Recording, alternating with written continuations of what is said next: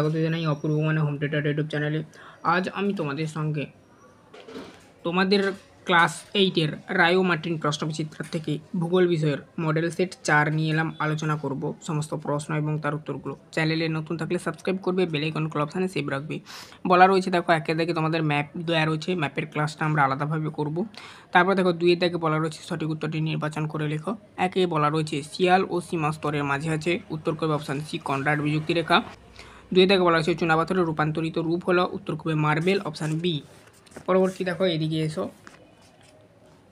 তারপর দেখো 3 থেকে বলা রয়েছে জলের বাষ্পে পরিণত হওয়ার প্রক্রিয়াটি হলো, উত্তর করবে অপশান এ বাষ্পীভবন। 3 পর 4 দেখো একটি বৃষ্টিছায়া অঞ্চলের উদাহরণ হলো, উত্তর করবে শিলং। তারপর দেখো 4 পর 5 মেরু ভাল্লুক দেখা যায়, উত্তর করবে তুন্দ্রা জলবায়ু অঞ্চলে। 6টা দেখো শীতকালীন বৃষ্টিপাত হয় ভূমধ্যসাগরের জলবায়ু অঞ্চলে, অপশান বি করবে উত্তরটি। ভোপাল গ্যাস দুর্ঘটনা ঘটে 1984 খ্রিস্টাব্দে, অপশান বি করবে উত্তরটি। সুন্দরলাল বহুগুণা, উত্তর করবে চিপকো আন্দোলনের সঙ্গে যুক্ত। তারপরে দেখো 9টা 8 পর ওশেনিয়ার দীর্ঘতম নদী হচ্ছে মারে ডার্লিং। 10টা অস্ট্রেলিয়ার সর্বোচ্চ শৃঙ্গ হলো মাউন্ট কোয়াসিস্কো। তারপর দেখো 3 থেকে বলা হচ্ছে শূন্যস্থান পূরণ করো। এই শূন্যস্থান পূরণগুলো এখানে যেগুলো লেখা রয়েছে আমি স্ক্রিনে দিয়ে দিচ্ছি, দেখে নেবে। ক্যারিবিয়ান সাগরে ঘূর্ণাবাত ড্যাশ নামে পরিচিত, হ্যারিকেন নামে পরিচিত, দেখো উঠেছে।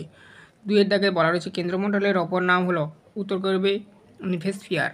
3 দাগে বলা রয়েছে ভূ অভ্যন্তরে গলিত সান্দ্র পদার্থকে ড্যাশ বলে, ম্যাগমা বলে। তারপর দেখো 4 দাগে বলা রয়েছে ভূকম্প তরঙ্গ ড্যাশ ধরনের হয়, 2 ধরনের হয়।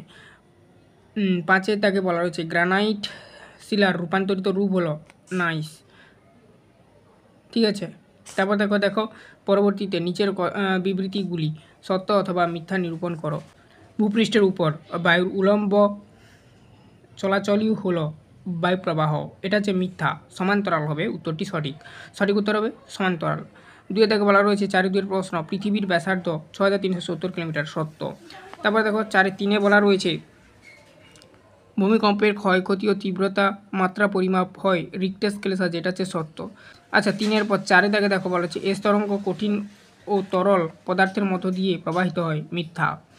5টা বলা রয়েছে খনিজের কাঠিন্য পরিমাপের স্কেল হলো মোহ স্কেল, এটা সত্য। এবারে দেখো 5 দাগে বলা রয়েছে নিচের প্রশ্নগুলির উত্তর দাও। পৃথিবীর গড় ঘনত্ব, উত্তর করবে 5.51 গ্রাম পার সেমি কিউব। তারপর দেখো 2 দাগে বলা রয়েছে একটি পাললিক শিলার নাম, উত্তর করবে বেলে পাথর। 3 দাগে বলা রয়েছে আয়ন বায়ুর অপর নাম কি, বাণিজ্য বায়ু। তারপর দেখো 4 দাগে বলা রয়েছে ঘূর্ণবাতের বিপরীত অবস্থা কী নামে পরিচিত, উত্তর করবে যেটা প্রতিপ ঘূর্ণবাত নামে পরিচিত। এরপর বাম দিক ডান দিকগুলো দেখো, বলা রয়েছে বাম দিক ডান দিক great dividing range, option B করে দেবে অস্ট্রেলিয়া। চেরনোবিল দুর্ঘটনা অপশান এ করবে 1986 খ্রিস্টাব্দে হয় বা সালে হয়। আর্থ সামিট অপশান ডি করবে, অর্থাৎ তোমাদের এখানে রিও ডি জেনেরিতে হয়েছিল। তারপর দেখো ইগুলু, এটা করবে যেটা, এটা অপশান সি করবে বরফের ঘর। তারপরে দেখো নিশীথ সূর্যের দেশ, এটা করবে এফ, অর্থাৎ তোমার এখানে নরওয়ে করবে আর কি। আইলা, এটা করবে ই, অর্থাৎ ঘূর্ণবাত। তারপর দেখো নিচের প্রশ্নগুলি সংক্ষিপ্ত উত্তর দাও। অ্যাস্ট্রোস্ফিয়ার কাকে বলে, এই প্রশ্নগুলো দেখো আমি উত্তরগুলো পরপর করে দেখাচ্ছি। তো দেখো তোমাদের 7-1 প্রশ্ন আছে, 7 দাগের 1 প্রশ্নটা আর কি, যে অ্যাস্টেনোস্ফিয়ার কাকে বলে। এই প্রশ্নটার উত্তর এখান থেকে তোমাদের লিখতে হবে, এরকমই অ্যাস্টেনোস্ফিয়ার বলে লিখে যা লেখা রয়েছে এখান থেকে দেখে লিখে নাও। তারপরে প্রশ্নটা আমি পড়ে শুনিয়ে দিচ্ছি, তোমরা তোমাদের বইটি লক্ষ্য করবে। একটি সক্রিয় ও একটি মৃত আগ্নেয়গিরির নাম লিখতে বলেছে। তো তোমরা এখান থেকে দেখো দুটো আগ্নেয়গিরির নাম লেখা রয়েছে। একটি সক্রিয় আগ্নেয়গিরির নাম হলো ইতালির ভিসুভিয়াস ও একটি মৃত আগ্নেয়গিরির নাম হলো মায়ানমারের পোপো, এটাই নাম লিখবে।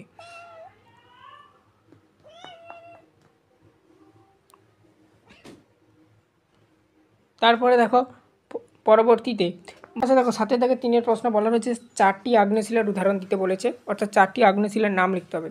প্রথম লিখবে গ্রানাইট, তারপরে লিখবে ব্যাসল্ট, তারপরে ডলোরাইট, তারপরে হচ্ছে পিউসিস, এটাই লিখবে। এবারে আছি 7 থেকে 4 প্রশ্নে আসছি। এবারে আমরা সমবর্ষণ রেখা কাকে বলে, এই প্রশ্নটার উত্তর দেখো এখানে লেখা রয়েছে, ঠিক আছে। তারপরে দেখো দেখে থেকে লিখে নেবে যা লেখা রয়েছে।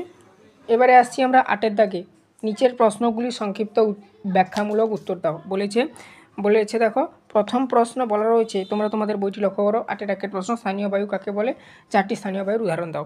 এখান থেকে তোমাদেরকে দেখে লিখতে হবে। দেখো স্থানীয় বায়ু কাকে বলে লেখা রয়েছে। তারপরে দেখো স্থানীয় বায়ুর উদাহরণ দিতে বলেছে, উদাহরণও দেওয়া রয়েছে। ঠিক আছে, যা যা লেখা রয়েছে যেখানে যেখানে কমা পূর্ণচ্ছেদ দেওয়া রয়েছে দেখে লিখে নেবে। 8-এর দাগে 2-এর প্রশ্ন দেখবো এবারে আমরা। 8-এর দাগে 2-এর প্রশ্ন বলা রয়েছে। আচ্ছা বলে দিই, এখানে জাস্ট আমি প্রশ্নটা তুলিনি, এই জন্য প্রশ্নটা পড়ে শুনিয়ে দিচ্ছি। দেখো, ভূমধ্যসাগরে জলবায়ুর প্রভাব দেখা যায় এমন 6টি দেশের নাম লিখতে বলেছে। এখানে এই 6টি দেশের নাম লেখা রয়েছে এবং তার সঙ্গে আরও বলে দিই, শুধু যে 6টি দেশের নয়, টোটাল 16টি দেশে এই ভূমধ্যসাগরে জলবায়ুর প্রভাবটা দেখা যায়। তার মধ্যে 6টি লিখতে বলেছে, লেখা রয়েছে দেশের নামগুলো, দেখে দেখে লিখে নেবে। 8-এর 3-এর প্রশ্নে যাচ্ছি। 8-এর 3-এর প্রশ্ন বলা হচ্ছে চিপকো আন্দোলনের ধারণা দাও। এই প্রশ্নটা ভেরি ভেরি ইম্পর্টেন্ট। এই প্রশ্নটা এবছরে আসার সম্ভাবনা রয়েছে তোমাদের ফাইনাল পরীক্ষাতে, দেখে রাখো। এই যে এখান থেকে যা লেখা রয়েছে দেখে লিখে নাও, ঠিক আছে। 8-এর 3-এর প্রশ্ন 1973 সালে এখান থেকে উত্তরটা লেখা স্টার্ট হয়েছে। এবারে আসছে 8-এর 4-এর প্রশ্ন, বলা রয়েছে ওসিয়ানিয়ার প্রধান 6টি শহরের নাম। ওসিয়ানিয়ার প্রধান 6টি শহরের নাম লিখতে বলেছে। এখানে দেখো শহরগুলোর নাম আমি লিখে দিয়েছি, ঠিক আছে। এই শহরগুলো হচ্ছে ওসিয়ানিয়ার প্রধান শহর। তারপর দেখো নেক্সট 9-এর দাগে যাব, বলা রয়েছে নিচের প্রশ্নগুলি যথাযথ উত্তর দাও, প্রত্যেকটি প্রশ্ন 5 করে। ঠিক আছে, নিরক্ষীয় জলবায়ু অঞ্চলে জলবায়ুর বৈশিষ্ট্যগুলি উল্লেখ করো বলা রয়েছে। এই প্রশ্নটার উত্তর এখান থেকে লিখতে হবে, লিখে নাও তোমরা দেখে দেখে। এগুলোর উপর আমি আলাদাভাবে ক্লাস নিয়ে আসছি, খুব শীঘ্রই বুঝিয়ে দেবো টপিকগুলো, প্রশ্নগুলো, প্রত্যেকটি 5 নম্বর বা 3 নম্বরের প্রশ্নগুলো, ঠিক আছে, পড়ে তোমাদেরকে বুঝিয়ে দেবো। তারপর দেখো নেক্সট 9-2-এর প্রশ্ন বলা রয়েছে। দেখো 9-এর দাগে 9 নম্বরের যে 2-এর দাগের প্রশ্নটা আর কি, পরিবেশের অবনমন কি, পরিবেশের অবনমন নিয়ন্ত্রণের উপায়গুলি লেখো। এখান থেকে উত্তরটা লিখবে তোমরা, এখান থেকে লিখবে, দেখে দেখে লিখে নেবে। ভিডিওটা একটু স্টপ করে করে লিখে নেবে।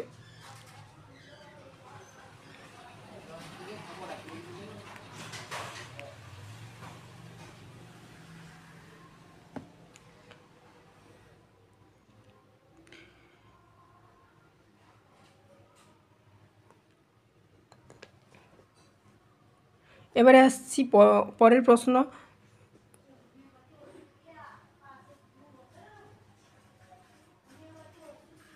ওশেনের স্বাভাবিক উদ্ভিদ সম্পর্কে আলোচনা করো। এখান থেকে তোমাদের লিখতে হবে, এখানে একটু দাগ নাম্বারটা ভুল রয়েছে, এটা 9-3 হবে, 9-4 আছে, 9-3 করবে। জলবায়ু তারতম্যের কারণে ওশেনিয়ার বিভিন্ন অঞ্চলে বনভূমির পার্থক্য দেখা যায়। এখান থেকে জাস্ট লিখে 1, 2, 3 পয়েন্টগুলি দিয়ে দিবে, পরপর করে ব্যাখ্যা দেবে। এই প্রশ্নটা দেখলেই আমাদের এই 4 নাম্বার যে সেটটি কমপ্লিট হবে। এই হচ্ছে টোটাল আজকের 4 নম্বর সেটের সমস্ত প্রশ্ন এবং তার উত্তরগুলো আমরা কমপ্লিট করে দিলাম। এর আগে 3টি সেট আমরা করে দিয়েছি এমনিভাবেই, অবশ্যই ক্লাসগুলো দেখে নেবে। চ্যানেলে নতুন থাকলে সাবস্ক্রাইব করবে, বেল আইকন অপশানে সেভ রাখবে।